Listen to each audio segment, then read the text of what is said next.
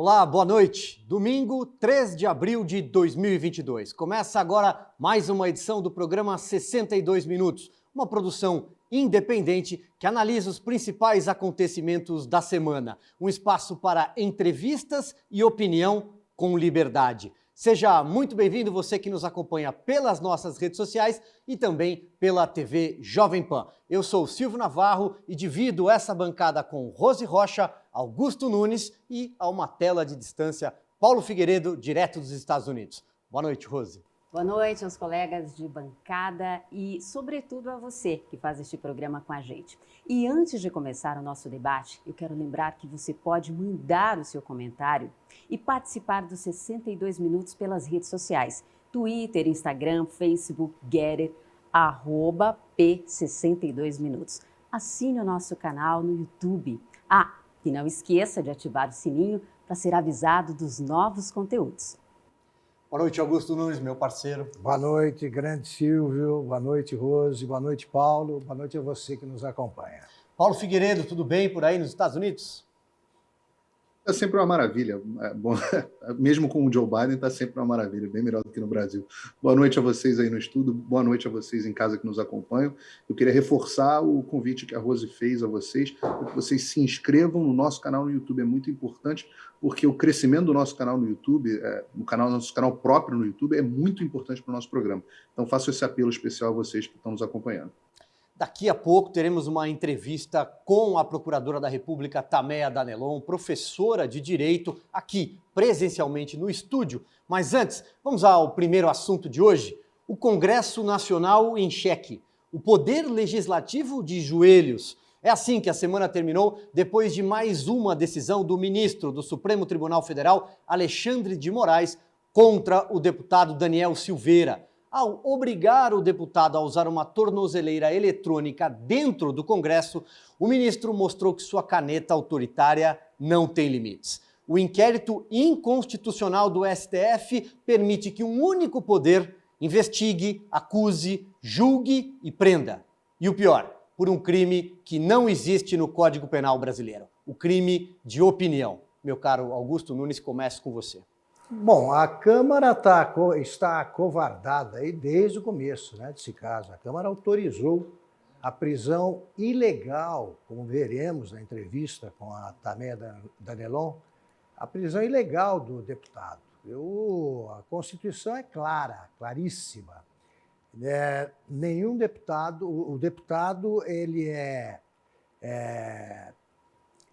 intocável, digamos assim, inviolável é a expressão correta, por quaisquer opiniões, palavras e votos. Repito, quaisquer.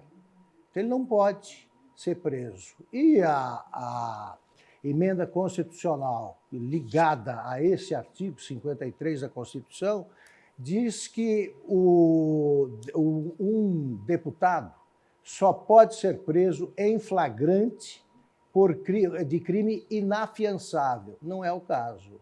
E o nosso Alexandre de Moraes age neste inquérito como réu, delegado, promotor e juiz. Ele julga os recursos encaminhados pelo réu. Aí é brincadeira, de muito mau gosto. Paulo Figueiredo, como é que você acompanhou aí todos os desdobramentos ao longo da semana? Seguramente um assunto que não estava na agenda prevista para Brasília nessa semana. Pois é, está ficando impossível fazer agenda para o Brasil, porque o Brasil se tornou imprevisível, Está cada vez mais difícil da gente saber o que vai acontecer no dia seguinte. A única coisa que é previsível é que o nosso Supremo Tribunal Federal avançará sobre alguma das prerrogativas dos outros poderes no Brasil. Isso se tornou assunto corriqueiro em todas essas semanas. Mas o que é importante pontuar nessa história, claro, além de todos os abusos que o Alexandre de Moraes cometeu, que se tornou rotina, mas o que foi bastante diferente foi a fraqueza do presidente da Câmara, Arthur Lira, que acabou dando ao STF o poder de julgar, deu mais poder ao STF, se escusou da responsabilidade que ele tem como presidente da Câmara e transferiu o poder ao Supremo Tribunal para julgar o Daniel Silveira. Não deveria, não só deveria ter colocado para votar em plenário as cautelares, como deveria ter assumido para si a responsabilidade de suspender ou não o processo como um todo. E não fez isso, Porque, na verdade, nós caímos no problema antigo do foro privilegiado. Tanto o Arthur Lira como todos os outros colegas, o pessoal do Centrão todo mundo que acabou votando pela manutenção da prisão do Daniel Silveira lá atrás, todo mundo, não todo mundo, mas a maioria deles tem um rabinho preso, né? O problema do foro privilegiado, o problema é que o STF acaba julgando esses caras, e como os caras têm medo do Supremo Tribunal Federal, eles acabam se escusando, se esquivando da sua responsabilidade constitucional. Só que o que é importante chamar a atenção é que esse não é um problema que vai ficar circunscrito ao caso do Daniel Silveira. Ele terá consequências, uma criação de uma jurisprudência para frente, lá para frente, para os próximos deputados, para os próximos senadores, para o parlamento inteiro. Então, quando o deputado Arthur Lira se esquiva da sua responsabilidade, ele está criando um precedente perigoso, não só para ele, para a Câmara, mas também para o Senado e para o futuro. O Brasil, na verdade, as instituições brasileiras saem mais fracas desse processo. A impressão que fica é que o telhado do plenário da Câmara dos Deputados é de vidro, sobretudo quando o ministro Alexandre de Moraes também presidirá as eleições deste ano, afinal de contas assumirá a presidência do TSE. Rose. E lembrando que o Executivo sempre é muito cobrado sobre esse avanço, esse excesso do STF, mas quem permitiu isso foi realmente o Congresso. O que chama muito a atenção, eu volto a dizer, é a covardia do Congresso. Nós temos 1/3 do Congresso é investigado por algum tipo de ação. Eu acho que a sociedade agora tem que ficar muito alerta. Nós teremos 27 novas vagas ao Senado e temos que prestar muito atenção, principalmente se esse candidato tem ficha limpa, porque se ele não tiver, acontece o que nós estamos passando agora. Lembrando que um ato mais covarde ainda é do presidente do Senado, Rodrigo Pacheco, que declarou não antever fundamentos técnicos, jurídicos e políticos para impeachment de ministros do STF. Como não? A Constituição está sendo aviltada. Estão inventando leis que não foram aprovadas pelo Congresso, sem falar na insegurança jurídica, que é a primeira coisa que afasta investidores do Brasil. Quer ver um exemplo de segurança jurídica? O Daniel Silveira está usando tornozeleira no Congresso. Ele pendurou uma foto do Alexandre de Moraes na tornozeleira. Está previsto em lei que não se pode fazer isso. O Alexandre pode fazer qualquer coisa neste momento. Sobretudo agora, como comenta a Rose, em que ele descobre que o presidente do Senado não admite a existência do impeachment de um ministro do Supremo, que está previsto na Constituição. Mas o que esperar de um presidente do Senado que fechou as redes sociais para ouvir o apelo da população? Exatamente. Já que estamos falando muito sobre o Congresso Nacional, então, Rose, vamos dar uma espiada lá? Berenice traz o que para a gente? Vamos, a repórter Berenice Leite acompanhou a repercussão do caso na Câmara dos Deputados. Vamos ver. O Supremo Tribunal Federal já marcou a data para o julgamento do deputado federal Daniel Silveira. Será no dia 20 de abril. A ação criminal é com base na extinta Lei de Segurança Nacional, que foi revogada ainda no ano passado e, portanto, todos os processos deveriam ter sido extintos naquela época. Mas será que os nossos parlamentares sabem disso? A imunidade parlamentar ela não pode ser confundida com impunidade parlamentar. E esse é um assunto que o Supremo, ao ver todas as agressões feitas à Constituição, eles tomaram essa decisão. E cada instância toma as suas decisões. A gente pode até discordar, mas cumpre. Eu sempre aprendi isso. Mas o artigo 53 da Constituição garante o direito ao parlamentar de falar o que ele quiser, afinal ele é um representante do povo. Essa decisão não torna essa decisão ilegal? Não, o que você quiser. O que você quiser dentro da regra da sociedade brasileira. A gente precisa definir bem o que é da nossa democracia e o que é a democracia. Tem decisões uma hora contra, outra hora a favor. O presidente Bolsonaro mesmo aqui já sofreu esse tipo de interpelação pelo Poder Judiciário, justamente por isso. Agora outros parlamentares não sofreram. Então a gente precisa definir, precisa ter certeza jurídica, precisa ter uma segurança jurídica, uma segurança política para a gente poder dar andamento na nossa democracia. Uma democracia jovem e precisa dos poderes serem harmônicos e independentes de verdade entre si. processo deveria ter sido extinto. E com base nisso é que há esse pedido do PL e do PTB para a extinção do processo penal. E mesmo assim a Polícia Federal tem que cumprir essa decisão do ministro Alexandre de Moraes? Não deveria, porque decisões legais não se cumprem. O jornalista Oswaldo Eustáquio também veio ao Congresso Nacional para manifestar o apoio aqui ao deputado Daniel Silveira. Acredito que relembrou aí também momentos que podemos dizer de perseguição política que o senhor também foi parar na cadeia.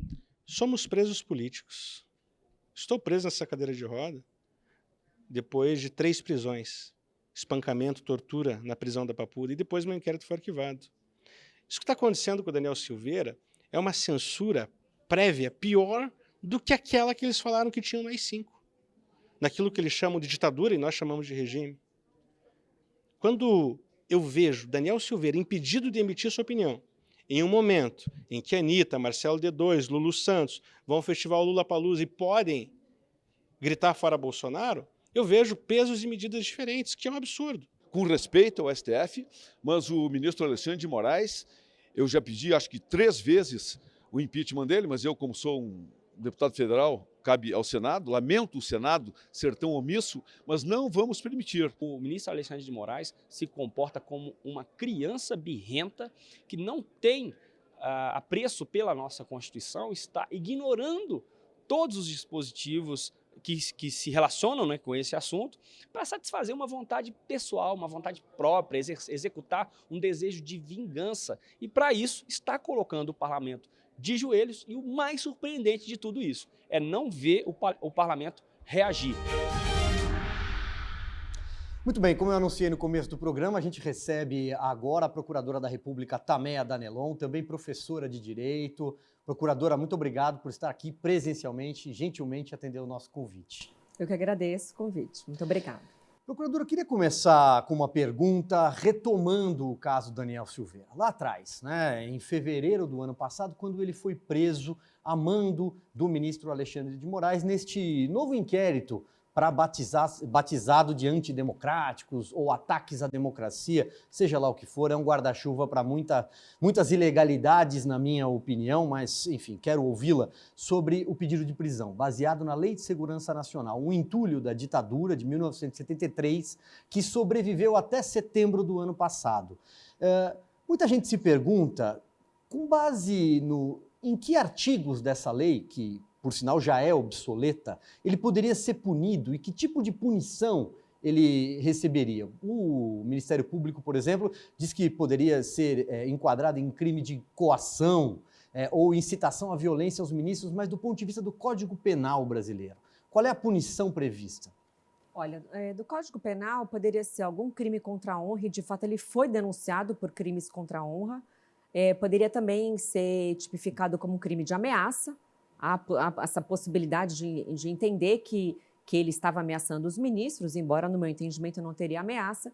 Então, basicamente, seriam esses crimes, eventuais crimes contra a honra e crime de ameaça.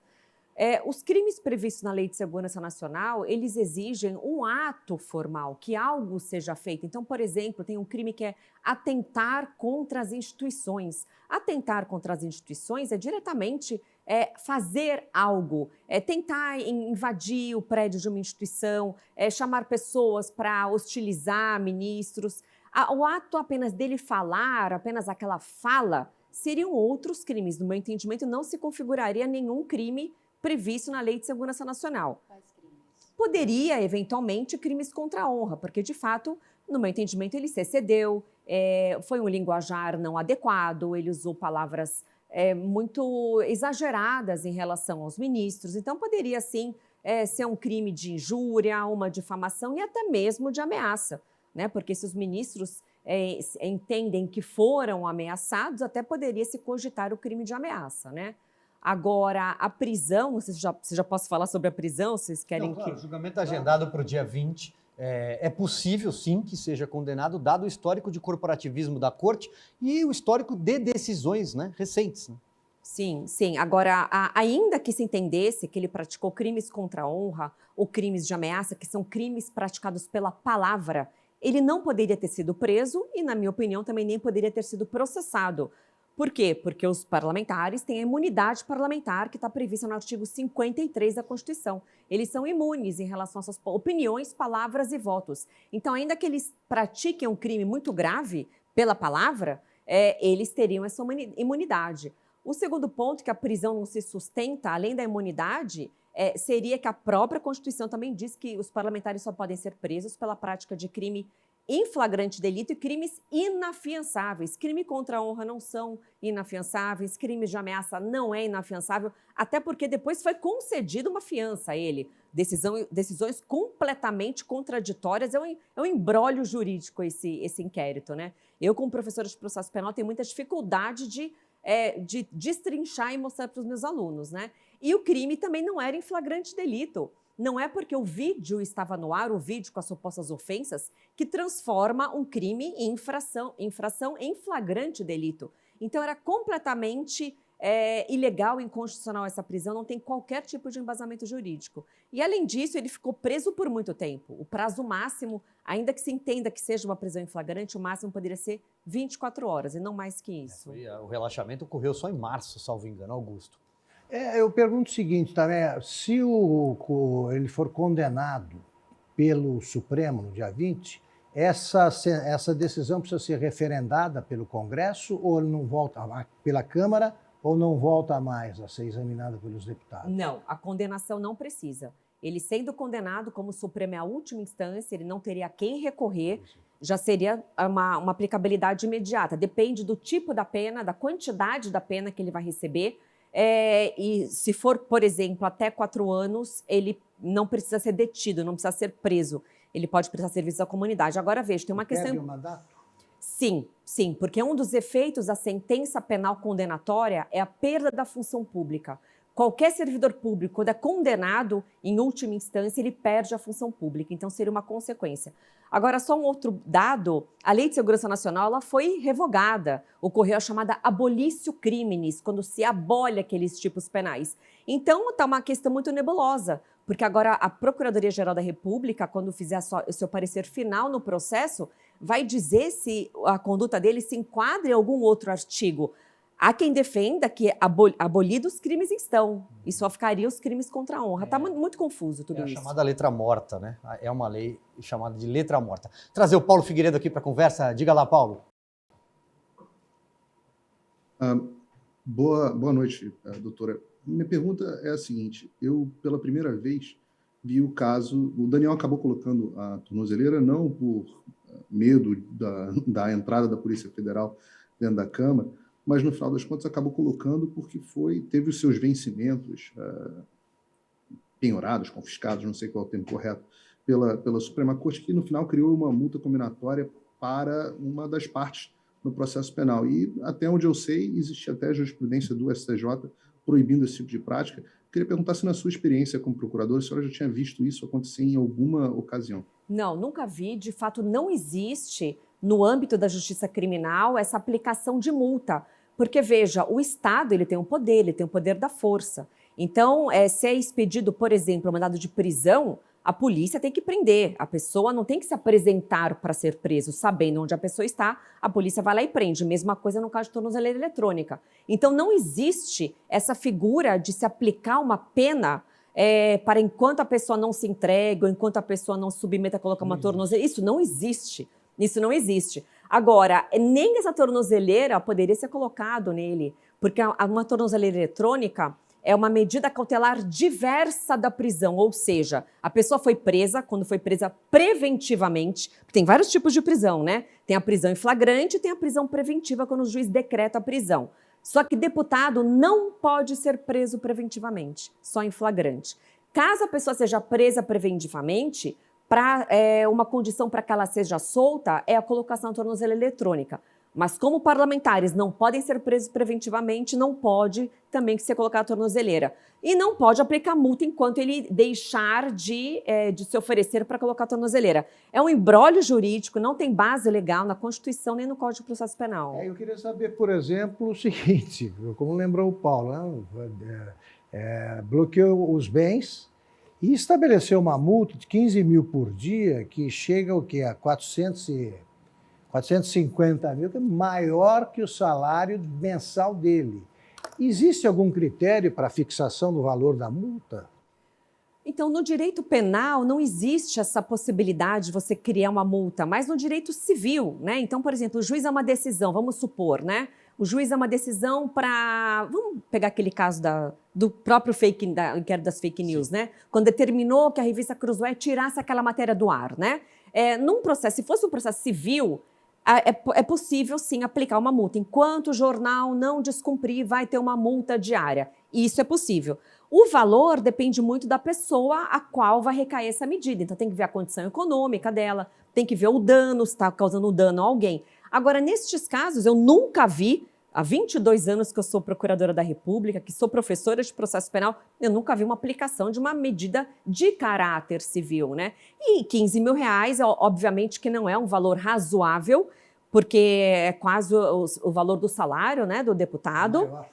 E além disso, outras irregularidades, né, que ele não poderia ficar impossibilitado de usar as redes sociais, isso não existe, isso é censura. Todos nós temos a liberdade de expressão assegurada pela Constituição, a livre manifestação de pensamento, e principalmente um parlamentar, que o nome vem de parlar, vem de falar, ele não poderia ficar impedido, de conceder entrevistas, e agora, com essa multa, é para fazer uma asfixia econômica, né? A gente até utiliza o bloqueio de bens de grandes corruptos, de grandes traficantes de drogas, quadrilhas, quando tem muito dinheiro envolvido. Agora veja, os supostos crimes praticados não tem quantia envolvida, não tem valor envolvido. Então não tem também nenhum sentido esse bloqueio de bens, bloqueio de valores dele e da família. É uma medida...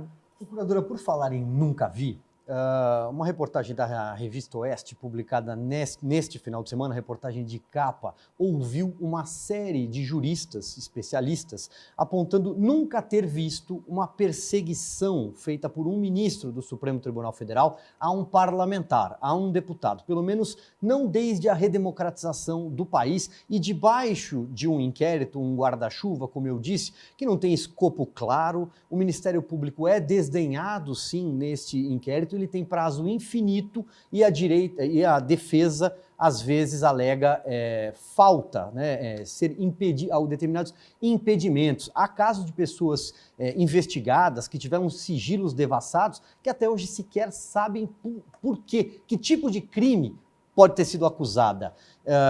Qual é a avaliação da senhora? E aqui não quero colocar de forma alguma nenhum profissional contra um ministro do Supremo, ainda mais nessa fase difícil que o país vive. Mas não parece uma caçada pessoal sem precedentes?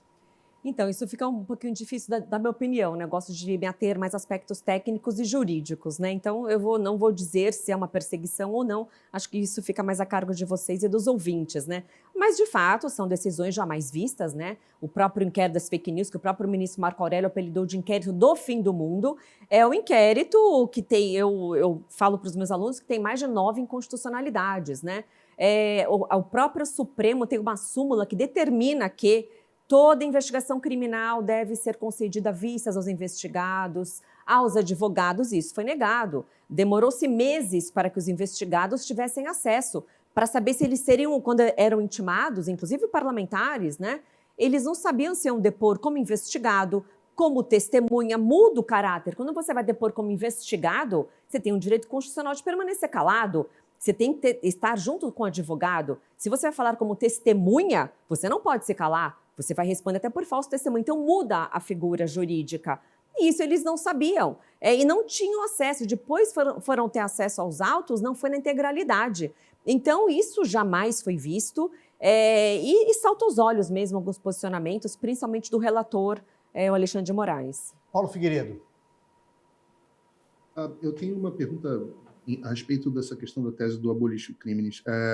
Alguns defendem de que, embora a Lei de Segurança Nacional tenha sido revogada, foi criada uma outra lei, a Lei 14.197 de 2021, que tem dispositivos parecidos com a Lei de Segurança Nacional. Então, existiria a tese de que, como a descrição da conduta é parecida com a da Lei de Segurança Nacional, o abolício crimes não valeria. Até o artigo aqui 359L fala em tentar, com emprego de violência ou grave ameaça, abolir o Estado Democrático de Direito, impedindo ou restringindo o exercício dos poderes constitucionais.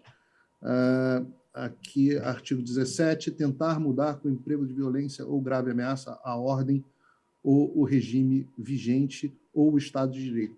O que a senhora acha dessa tese, doutor? Acha que a conduta é a mesma e, portanto, a tese do abolir crimes não valeria? Então, o direito não é uma ciência exata. Então, os operadores do direito, eles formam as opiniões. É muito nova essa lei, né? Essa mudança de lei. Eu tenho uma opinião, como professora, que ainda que tenha havido a abolição de uma lei, né, a revogação de uma lei, se a mesma conduta é replicada numa lei nova, eu acho que não tem razoabilidade você apagar aqueles inquéritos já instaurados, aquele processo, porque seria apenas uma alteração, né? Um crime que era previsto nessa lei migrou para outra. Mas eu reconheço que eu tenho uma posição um pouco mais antigarantista. Eu sou mais de punir os criminosos, enfim. Mas tem uma outra entendimento que, ocorrendo abolício crimes, revogado uma lei, a nova lei só poderia ser aplicada para os casos futuros, para os crimes praticados depois que a lei entrar em vigor. Agora, falando sobre esses artigos que você mencionou, Paulo, de fato, é atentar contra as instituições. Você apenas verbalizar, você falar que não respeita os ministros, no meu entendimento, isso não é atentar contra as instituições. Atentar contra as instituições é impedir o funcionamento de uma instituição, seja ele sozinho ou com outras pessoas, invadir o Congresso, por exemplo, tentar invadir o palácio onde está o presidente da República ou o próprio STF. Isso sim seria uma tentativa de impedir. Você falar, você ameaçar, não, no meu entendimento, não caracteriza nenhum crime da Lei de Segurança Nacional. Doutora, assim, nós nunca vimos antes tantos nomes na área da justiça partindo para a área política. Tem o Moro, entre outros nomes. Isso seria uma descrença na justiça brasileira? Como a senhora vê? Olha, pode ser que seja, Rose, ou também pode ser que essas pessoas que estão indo, que eles queiram contribuir em outra seara, né? Então, por exemplo, eu sempre atuei muito tempo no combate à corrupção.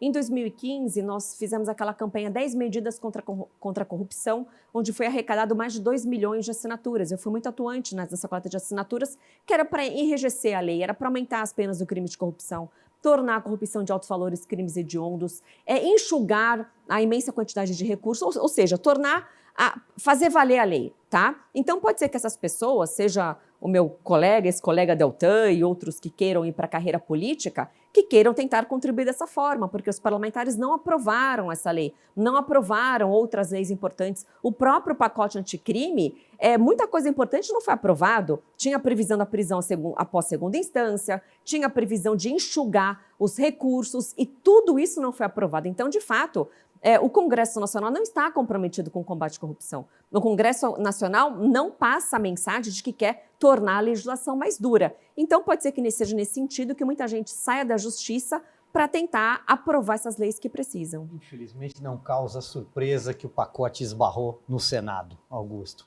Eu queria frisar aqui que eu concordo com você e dizer que eu, por exemplo, não tenho nenhum respeito pelo ministro, por um integrante ou alguns integrantes do Supremo, por um motivo muito simples: eles não cumprem a Constituição. Então, eu tenho o direito de não respeitar. Isso aí não dá prisão nenhuma. Agora, como pode ter algum desfecho favorável ao deputado um caso conduzido dessa maneira? Pois mas nesse caso, a minha grande preocupação é que o Procurador-Geral da República, ele processou o Daniel Silveira, não foi nem o Procurador-Geral, foi um subprocurador-geral, foi o vice. No entendimento dele, ele viu que ocorreram crimes, então ele processou o Daniel Silveira por esses crimes, né, tanto da Lei de Segurança Nacional quanto crimes contra a honra. Então, se não tivesse processado, não estaria nessa situação toda, mas o entendimento dele eu respeito. Agora, tem que ver como vai ser o julgamento, que parece que está previsto para o finalzinho de abril, né? É isso, Paulo? Peraí, o Paulo fez alguma observação.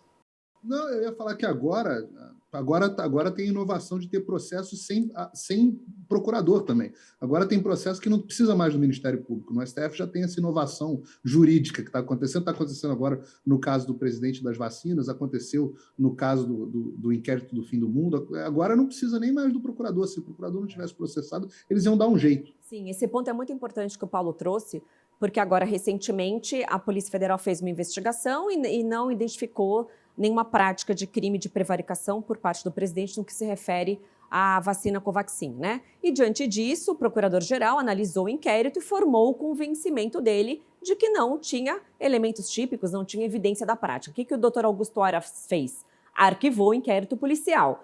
E o Procurador-Geral da República, ele é a autoridade máxima no âmbito do Ministério Público, ele é o chefe do Ministério Público brasileiro. Acima dele não há ninguém. E o Ministério Público é uma instituição independente e autônoma. Quando o Ministério Público arquiva uma investigação, arquivado está. Agora, a ministra Rosa Weber, que recebeu este inquérito, ela não aceitou. No entendimento dela, ele não poderia ter arquivado. Isso não existe. Isso não tem base no Código de Processo Penal, é uma decisão completamente equivocada. Ela devolveu para que o Procurador-Geral adote as providências cabíveis. Quais são as providências cabíveis? Insistir no arquivamento. E como bem salientou o Paulo, ela se baseou num precedente, porque há mais de 3 anos atrás, né, quando foi instaurado o inquérito das fake news, a ex-procuradora-geral Raquel Dodge também arquivou o inquérito das fake news, com base na violação do sistema acusatório, ela não tinha acesso aos autos, ela pediu acesso aos autos, não foi entregue para ela, e ela arquivou, e o ministro Alexandre de Moraes desconsiderou. Brincadeira, né, Augusto? Porque isso não acontece lá na vara de Taquaritinga, não acontece. Não Valinhos também não, mas lá na Suprema Corte Brasileira, uma ministra diz assim, olha, não quero, refaça. Pode começar a Faz do jeito que eu acontecer, quero. né? Porque esse mau exemplo, ele vai se espraiando aí, né? Por outras instâncias e tal. Precisa conter isso aí imediatamente. Eu digo o seguinte, a ministra Rosa Weber, ela falou até que o presidente está sujeito a uma pena de detenção, em consequência dessa decisão dela. Como é que é isso aí? É o Supremo que vai decidir esse impasse? Porque está criado um impasse. Sim. O procurador-geral arquivou e ela disse que não aceita. Quem decide isso é o Supremo, né? Na minha modesta opinião, a palavra final do procurador-geral. Se eu fosse procurador-geral, tenho muito respeito do doutor Aras, é um excelente procurador-geral, eu daria um carimbo de ciente. Daria ciente e encerra aquilo. Ele não pode ser compelido a agir. Ninguém pode obrigar o procurador-geral a processar alguém. Ninguém pode obrigar o procurador-geral a continuar fazendo investigações. Ainda que ela ache que tem provas da prática do crime, é a opinião da ministra. Mas, constitucionalmente falando, as instituições devem ser respeitadas. E o procurador-geral entendeu que não há provas, que não há evidências de crime, nada pode ser feito. Numa comparação rasa, e se um júri absolve o réu e o juiz não concordam. Não concordam. Vocês voltem aí para a sala e deliberem aí do jeito que eu penso, porque senão não tem nada. De opinião, de provas. A justiça tem que se basear na lei e na Constituição, tem que respeitar, ainda que não concorde. Eu não concordo com muitas leis, eu não concordo com muitas decisões, mas tem que respeitar a lei, tem que respeitar a Constituição. E o respeito tem que vir da Suprema Corte, que é o guardião da Constituição. Procuradora, eu queria trazer aqui um tema que me preocupa muito.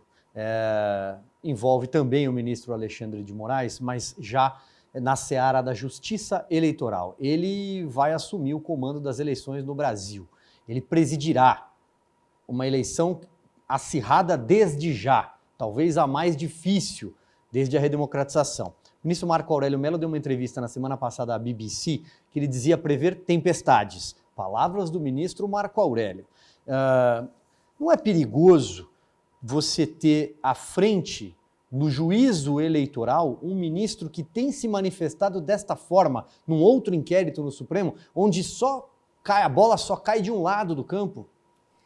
Pois é, Silvio, os juízes, eles devem ser o mais imparciais possível. Então, como já há esse inquérito das fake news, o inquérito dos atos antidemocráticos, que já estão os ânimos acirrados entre o deputado, né, que é um parlamentar que possivelmente vai concorrer a uma reeleição, já teve também problemas com o próprio presidente da República. Então, não me parece que seria o nome mais adequado, né? Embora não caiba a sociedade escolher, né? Tem Se declarar impedido. Exatamente, exatamente. Afinal de contas, ele preside um inquérito no Supremo muito complicado, né? Sim, no inquérito onde já teve a prisão de um parlamentar, a prisão de um ex-presidente de um partido político, no meu entendimento também ilegal. A destituição de outro. Né? Exatamente. PTB, por exemplo, pode alegar que o juiz é suspeito.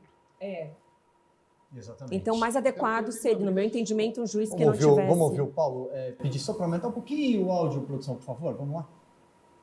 Ele tem uma briga pessoal com o presidente da República, né? Os dois já teve até que ter carta de desculpa, né? E o presidente é o principal, quem está concorrendo ao principal cargo do país, né? Então existe uma suspeição óbvia, existe um problema de relação pessoal.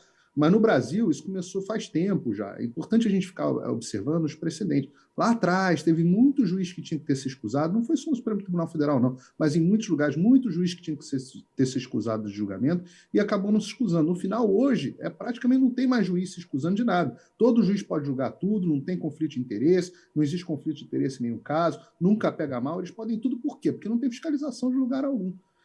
Eu até queria aproveitar para fazer uma pergunta para a procuradora no seguinte: o que alguém pode fazer, procuradora? O Congresso pode fazer alguma coisa? Nesse caso específico do Daniel, o que a Câmara poderia fazer? O que o presidente Arthur Lira poderia ter feito, ou poderá fazer, ou não poderá fazer? Quem pode nos ajudar? Então, primeiramente, seria o presidente da Câmara, o Arthur Lira. Por quê? Porque a Constituição também diz que em 24 horas, seja uma prisão de um deputado, ou até mesmo se estendeu o entendimento do Supremo à colocação de tornozeleiras, medidas cautelares, a Câmara teria que analisar essa questão. E o deputado Daniel Silveira fez esse pedido, encaminhou ao presidente da Câmara. O que ele deveria fazer como presidente da Câmara, como o chefe de um dos poderes, né? De metade, né? Tem o Senado. Ele deveria sim convocar uma sessão com todos os parlamentares para que fosse apreciadas essas medidas cautelares, para que eles votassem. Vocês são favoráveis à colocação da tornozeleira eletrônica? São favoráveis às demais medidas também? A impossibilidade de usar redes sociais. Agora, ele não exerceu a sua atribuição, ele não exerceu esse papel constitucional que ele deveria. Não é uma discricionariedade, ele pode escolher ou não. Ele teria que pautar essa questão e submeter aos demais pares. O que ele fez? Em vez de ele marcar essa sessão, ele encaminhou para o Supremo, para que o Supremo rapidamente analise esse pedido jurídico. Agora, no meu entendimento, isso faz um enfraquecimento aos poderes. Os poderes são independentes e harmônicos entre si. Um poder não pode sobrepor ao outro. E indo para o Senado, caso a sociedade, né, como o Paulo perguntou, se alguém entender que seja Alexandre de Moraes, seja algum outro ministro do STF, tenha praticado algum crime de responsabilidade, os ministros do STF também podem responder por crime de responsabilidade e sofrer um processo de impeachment. E esse pedido é encaminhado ao presidente do Senado. Mas isso é muito difícil de acontecer, né? Só lembrando que há mais de um ano atrás, quase no último dia do mandato do Davi Alcolumbre, que era o presidente do Senado, ele tinha em mesa 36 pedidos de impeachment contra praticamente todos os ministros do STF. O que ele fez? Uma canetada e um dia ele nem chegou a analisar e arquivou todos, né? E há outros contra os ministros que cabe ao Rodrigo Pacheco também exercer este poder constitucional que ele tem, apreciar. Concorda? Tem elementos? Instaure. Não concorda? Arquive. Agora, que se manifeste. Isso é muito importante. Interessante que o Congresso, eles veem essa atitude como um peso a mais na balança, mas, na verdade, seria o reequilíbrio dos poderes. Pois é. Na atual configuração com o Rodrigo Pacheco, eu não acredito. Augusto, considerações finais. Considerações finais. Eu acho que é o povo que decide o que o país vai ser, né? Ao fim e ao cabo, a decisão popular. É ele que elege o Congresso. Portanto, é fundamental que o povo escolha com muito cuidado e muita atenção os 27 senadores, né? Que vão ser eleitos agora. Eles têm de dizer, durante a campanha, o que eles pensam disso. Eles é que podem dizer o que farão. Olha, quero agradecer aqui mais uma vez a gentileza da procuradora Tameia Danelon estar aqui presencialmente conosco, mas não quero me despedir sem antes recomendar o curso da Tameia. Nas redes sociais tem todo o caminho, ela vai indicar agora sobre questões fundamentais do direito, perguntas que muitas vezes a gente se faz, ela responde de forma didática. Tameia, muito obrigado. Eu agradeço o convite. De fato, tem um curso que é de direito para leigos, para público geral, que se chama Justiça e Corrupção. Então é só entrar no meu Instagram, @tameia_danelon, e você pode fazer a inscrição que vai abrir a 3ª turma em maio. Então, nesse curso, tudo que eu falei aqui hoje, eu explico qual a função dos 3 poderes, o que é uma CPI, como funciona o impeachment, para que o cidadão se torne mais completo e entenda as questões jurídicas e políticas do país. Tudo bem, Rose? Hora daquele quadro? Agora é hora daquele quadro que já é o favorito da nossa audiência, Silvio. A internet não esquece. E você pode participar mandando sugestões de vídeos que vale a pena ver de novo. Olha só esse que nós recebemos: Lula e Dilma e a promessa da transposição do Rio São Francisco. Eu estou percebendo que a obra vai ser inaugurada definitivamente em 2012. A não ser que aconteça um dilúvio, qualquer coisa. Mas está previsto a gente inaugurar definitivamente a obra até 2012, o que será a redenção da região mais sofrida do Nordeste brasileiro, e o povo do Nordeste vai poder decidir a utilização dessa água. Até o final desse ano, nós temos a primeira fase do projeto concluído, etapa piloto. Na segunda, e aí sucessivamente, até o final de 2014. Eu acho que houve também uma subestimação da obra. Vocês vejam que tem 5 anos. Eu não acredito que uma obra dessa em outro lugar do mundo leve 2 anos para ser feita. Nem tão pouco 1 ano, nem tão pouco 3. Ela é uma obra bastante sofisticada. Ela implica num tempo de maturação. Eu estou falando o seguinte, não estou negando que houve atrasos. Houve atrasos porque também eu acho que se superestimou a velocidade que ela poderia ter, minimizando a sua complexidade. Eu penso que o povo brasileiro, sabe, haverá de um dia reconhecer, sabe, a coragem que nós tivemos de fazer uma obra que nem o imperador Dom Pedro conseguiu fazer. Pois é, Augusto Nunes. Às vezes também é injusto dizer que o PT não concluiu nenhuma obra. O Porto de Mariel, em Cuba, foi entregue. Também algumas obras na África, por meio de empreiteiras do Petrolão, elas acabaram sendo concluídas em países africanos. Metrô da Venezuela também, né? Bom, eles mentem como quem respira, né? É uma naturalidade na mentira. Assim, vai ser concluída a obra em 2012. Aí depois vai ser concluído em 2014. Aí entra a Dilma explicando, nessa época ela também estava começando o trem-bala, né? Que só apita na cabeça da Dilma. E o cinismo foi coroado, esse espetáculo do cinismo, foi coroado pelas críticas ao governo Bolsonaro por ter inaugurado uma obra que outros começaram. Mas é tudo que a gente pede, que o sujeito assume e começa uma obra que não vai terminar, e esquece as que estão em andamento. O Bolsonaro terminou, foi acusado por isso. Entregou agora a transposição das águas do Rio São Francisco, prometida solenemente pelo Lula para 2012. 10 anos só de diferença. E em 2017, a dupla Óleo de Peroba e Cara de Pau inauguraram a obra que o Michel Temer havia inaugurado 9 dias depois. Vamos lá, Paulo Figueiredo, e esse vídeo, hein? Realmente, é muita cara de pau. Agora, o que é interessante é que se de repente, assim, talvez, né? Talvez se a gente possa perguntar quando forem atrás dos tal dos 5 milhões de dólares para a Odebrecht, atrás explicando o que aconteceu lá com o dinheiro, podiam perguntar também das obras do Rio São Francisco.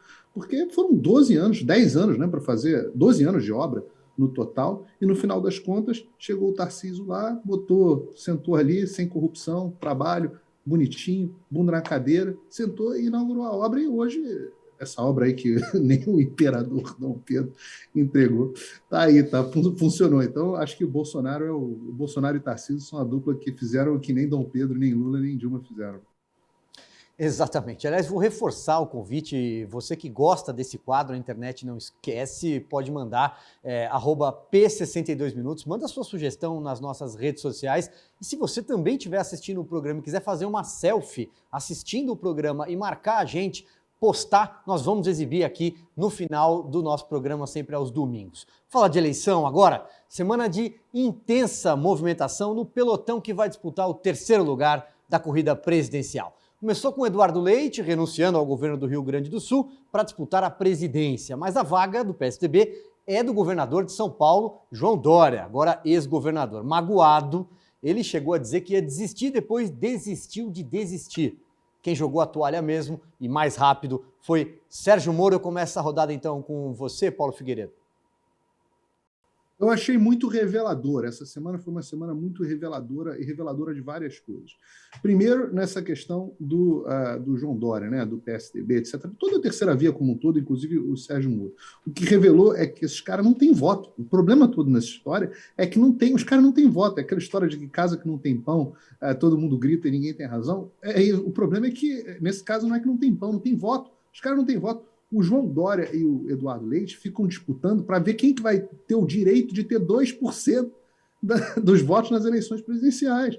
O próprio Sérgio Moro, o grande Sérgio Moro, o grande recall, Sérgio Moro, herói contra a corrupção, estava com 8% nas pesquisas, não decolava de jeito nenhum, com todo o apoio das redes de televisão, todo o apoio do mercado financeiro, todo o apoio do establishment. Não adianta, esse cara não tem mais votos, gente. Isso ficou claro na eleição passada, quando o Alckmin teve sei lá quantos por cento, a Moedo teve não sei lá quantos por cento, o próprio Meirelles gastou todo o dinheiro, gastou uma fortuna, todo o dinheiro do mundo para conseguir ter voto. Foi lá o Bolsonaro, com menos de $1 milhão da época, foi lá e se elegeu. Porque, gente, não adianta, a forma de fazer campanha mudou. Então, se os caras não têm mais voto, agora, o que acontece? Os caras sentam nos restaurantes, ficam tomando tapinha nas costas um dos outros, ali aquela sociedade paulista, beautiful people, e todo mundo dá uma dimensão megalomaníaca de que eles realmente têm alguma chance. Eu fico me perguntando se o João Dória realmente acha que ele tem alguma chance de ser candidato a presidente. Agora,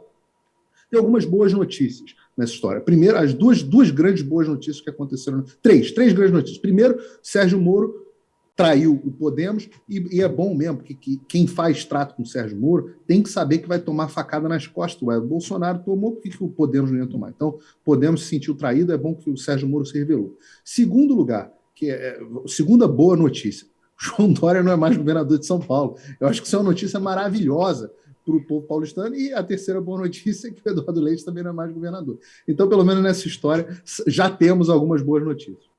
Augusto, o Paulo fez um belíssimo resumo. Eu fico imaginando, às vezes, um marqueteiro por trás desses... Eles estão presentes. Exatamente, estão presentes. Então ele chega para o Dória e diz assim, você tem que ir, você é o pai da vacina, você não pode desistir. O outro chegava recentemente para o Rodrigo Pacheco e dizia, olha, os jornais, os colunistas estão dizendo que você é o futuro Tancredo Neves, mineiro. O mesmo acontece com o Sérgio Moro, bajulado por determinados setores da imprensa. Eles abrem os jornais, os sites, e ficam maravilhados. Mas só falta uma coisa para eles: voto. Voto nenhum deles tem. Exatamente, não tem, não terão. Eu lembro sempre uma frase do Thales Ramalho, um deputado federal muito bem informado, muito esperto, pernambucano, que ele disse uma vez, eu perguntei uma vez o que fazia na campanha o Dr. Ulisses Guimarães, campanha de 1989. Com 3%, em todas as pesquisas, não passava de 3%, ele disse uma frase que define o comportamento desses políticos. Ele falou, só a ilusão eleitoral é maior que a ilusão amorosa. O sujeito se apaixona por uma mulher, ele começa a imaginar, ela está apaixonada por outro. Ele acha que o outro vai fazer uma tremenda lambança, ela vai ficar brava, aí ela gosta mais ou menos de um segundo, e ele acha que o cara vai traí-la, e ela vai descobrir. Então ele começa a fazer fantasias porque está apaixonado. O político, que é candidato, ele acha que todos os indecisos vão se voltar para o lado dele, que o primeiro vai até morrer. Ele acredita em tudo, porque é a ilusão eleitoral. Esses são movidos pela ilusão eleitoral, ouvindo marqueteiros. Então alguém falou para o Dória, olha, é bom você fazer esse movimento para obrigar o PSDB a te apoiar. Primeiro, o PSDB não tem voto nenhum mais. Mas, digamos, o PSDB fez um movimento para que ele continuasse candidato. Tudo pode mudar com a convenção. Não só com a convenção partidária, pode escolher o Eduardo Leite. Não só os partidos enganam, como os políticos enganam os partidos. Caso bem lembrado pelo Paulo do Moro. Ele não avisou ao Podemos que ele estava saindo. Quer dizer, o sujeito, aos 40 e poucos anos, já tem idade demais para começar a carreira política. É bom começar mais cedo, como vereador, e aí vai aprendendo. Quando começa a fazer essas lambanças, a palavra não pode ser outra, aí mostra que não tem a menor vocação e não deveria ter tentado nada. E o Dória mostra que até para a política tem regras para traição, né? Traiu Alckmin, traiu Bolsonaro, traiu o eleitorado de São Paulo.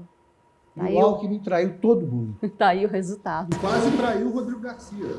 E quase traiu o Rodrigo Garcia. Muito bem lembrado. Né? Coitado, eu fiquei até com pena do cara, porque você imagina, ele aceitou a posição de vice na chapa, assumindo que seria candidato ao governo. E o Dória, mas assim, para fazer chantagem política com o partido, empurrou o Rodrigo Garcia embaixo do ônibus sem o menor melindre. Assim como ele empurrou o Bolsonaro, como a Rose lembrou, empurrou o Alckmin, empurrou todo mundo. Esses caras não valem nada. Por isso que o Bolsonaro fala, ele está acostumado a lidar com traíra, né? Ele fez a comparação com o peixe, mostrando a foto dele de infância, está acostumado a lidar com traíra desde pequeno. E foi isso mesmo. Os caras estão se revelando. Isso é que é bom. Brasil, preste atenção. Esse é o momento de você ver quem esses caras realmente são. Augusto, aliás, tá difícil. Quase se criou um quadro assombroso. Né? Se o Dória permanece e o Rodrigo Garcia decide continuar candidato, Rodrigo, teria de renunciar ao cargo de vice-governador, porque ele disputaria um cargo diferente. Então é preciso se desincompatibilizar. Quer dizer, aí você tem um quadro completamente alucinado. Completamente. Agora, eu quero continuar aqui no assunto só mais um pouquinho, porque há muitos anos, isso ficou mais claro agora, que no PSDB trair e coçar é só começar. Isso sempre aconteceu no PSDB, lá atrás já era assim com o José Serra, com o próprio Geraldo Alckmin, com o Aécio Neves. A briga ali no Ninho sempre foi intensa. O PSDB é mais passional que os outros. Né? Pois é. Mas eu, de fato, acredito que o ex-governador João Dória iria mesmo dizer: eu não sou candidato à presidência, eu tenho 1%. Ele ia fazer isso. Mas na última hora, a engenharia foi tão ruim, tão péssima, que ele teve que recuar, né? Desistir de desistir. Uma coisa patética na política brasileira. Por quê? Porque o Rodrigo Garcia, que é o vice, e para quem estava prometida a vaga para concorrer, de repente, na véspera, descobriu que não seria mais ele. E ele, sim, Rodrigo Garcia, disse: eu vou sair do partido, vou buscar outro caminho. Ele se filiou ao PSDB. Ele se filiou ao PSDB para disputar esta vaga. Mas, enfim. Paulo Figueiredo, você tem mais uma palavra aí? Alguma leitura mais sobre a corrida eleitoral, essa disputa para saber quem vai ficar em terceiro lugar, medalha de bronze? É claro, também incluo aqui o Ciro, né, que está lá rindo disso tudo, um eterno candidato. Ciro é daqueles políticos que acreditou que a presidência era o seu destino, um dia ela iria acontecer, ele vai assim até o fim da vida, com os seus 8%, 6% na hora H. Novo marqueteiro. E novo marqueteiro. Eu me lembro, em primeiro lugar, eu acho que a tua análise está correta, tá? Eu acho que o Dória ia desistir, e talvez o que tenha contribuído com a não desistência dele foi, de novo, essa visão passional aí que o Augusto falou tão bem, quando ele viu que o Moro não seria candidato. Aí ele falou: opa, abriu espaço aí na terceira via para mim, de repente eu posso capturar. Agora vai, aquele famoso agora vai. E aí, no final das contas, isso pode ter contribuído para ele retomar a paixão dele e acabar não desistindo. No final das contas, vou fazer uma análise aqui bastante objetiva, tá?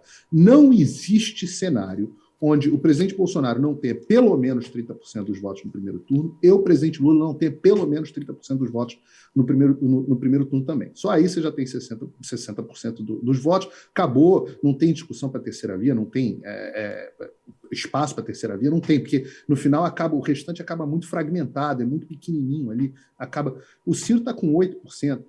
Então, o que vocês acham? Que vai acontecer que o Ciro vai ter 40% e vai tirar ou o Bolsonaro ou o Lula? Isso é um cenário impensável, né? No final das contas. Agora, como que o Ciro Gomes ganharia os votos de Dória e Moro?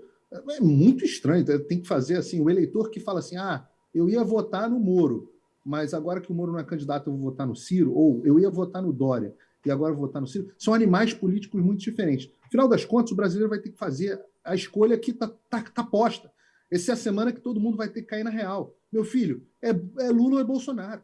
Não tem uma terceira via, não tem uma opção. Você vai ter que se posicionar. Ah, mas eu não me sinto representado nem pelo Lula, pelo Bolsonaro. Olha, má notícia para você, querido. Um dos dois vai te governar. Então você tem que escolher entre a corrupção, a roubalheira do PT, etc., ou o governo Bolsonaro, com todos os problemas que o governo tem. Não é um governo perfeito, mas há de se convir que há uma diferença até de moralidade, né? Até porque nenhum candidato ainda conseguiu se conectar com o maior problema do brasileiro hoje, que é a economia. O nosso programa está quase chegando ao fim, mas vamos saber o que deve ser destaque a partir de amanhã? Confira. Nesta semana, a expectativa é que o novo ministro da Educação, Vitor Godoy, compareça no Senado Federal para prestar esclarecimentos sobre uma denúncia de tráfico de influência no MEC. Já que na Câmara dos Deputados a expectativa é em torno de uma pauta importante, o PL 191, que autoriza a mineração em terras indígenas. O presidente da Câmara disse que a proposta será levada ao plenário neste mês e a expectativa é que um grupo de trabalho formado por 20 deputados já comece a analisar o texto nesta semana.